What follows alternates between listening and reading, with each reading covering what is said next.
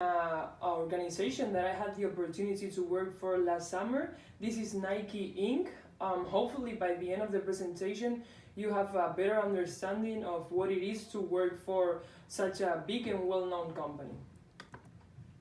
Alright, so for today's agenda, we will start by talking a little bit about the company overview, and we will continue with the organizational cultural levels, which are three: observable artifacts, espoused values, and basic underlying assumptions.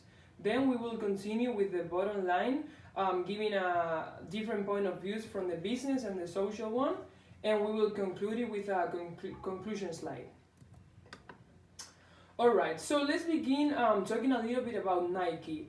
Nike is a US multinational company dedicated to design, development, manufacture, and marketing of footwear and clothing. It was founded in 1964 as Blue Ribson Sports. However, in 1971, it changed its name from Blue Ribson, to Nike. Besides Nike as a firm, there are other subsidiaries such as Converse, which has the well-known shoe brand All Star. It also has Pony, which has clothing and shoes. And the third one is Harley, which is dedicated to surfing, skating, and snowboarding. Its principal headquarters is in a city in Oregon called Beaverton, and the implementations in the world are divided into 4 territories. The first one is North America, the second one is Europe, Middle East, and Africa, third one is mainland China, and the fourth one, Asia Pacific and Latin America. Alright, so the organizational culture is divided into 3 levels. The first one is the observable artifacts, also known as the outer layer. This refers to the physical manifestations of the organization's culture. The second one is espoused values. This refers to the values and the philosophy of the organization. And the third one is the basic underlying assumptions, also known as the inner layer, which basically are the taken for granted values that the employees act on. Alright, so let's kick it off with the observable artifacts. I had the opportunity last summer to work in Amsterdam, which is a city in Netherlands. The campus was located 35 minutes from the city, and as you can see on the upper picture on the right, it's a really energizing place to work that reflects the values and the spirit of the brand. As you can see, there's a football pitch, there's also a tennis court, there's a gymnasium, and this is all for the employees to work while they are doing their job. In addition to that, there's a Nike employee store where employees can gear up, and they also have a big discount. Nike also provides employees with health insurance and, as I mentioned before, fitness center memberships.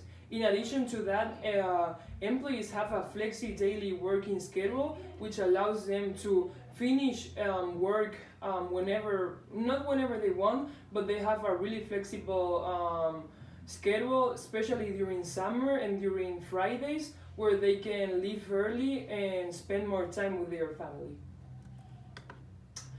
So we're moving into espoused values, which reflects, as I mentioned early in the presentation, the philosophy of the company. Nike's mission statement is to bring inspiration and innovation to every athlete in the world. As you can see, athlete has an asterisk next to it, and this is because the co-founder of Nike said that if you have a body, you are an athlete. Just do it is also a corporate attitude. In other words, it doesn't matter if you are a professional athlete such as Tom Brady or just a hobbyist sprinter, Nike is for you.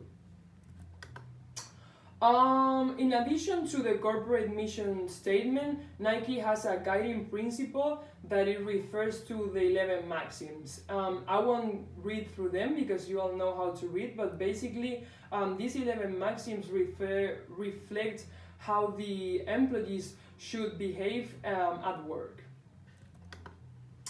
Alright, moving into the last and third level of the organizational culture, which is basic underlying assumptions, also known as the inner layer. The co-founder said that people are so important in the organization. In fact, he said the people and culture are the most powerful source for innovation and change.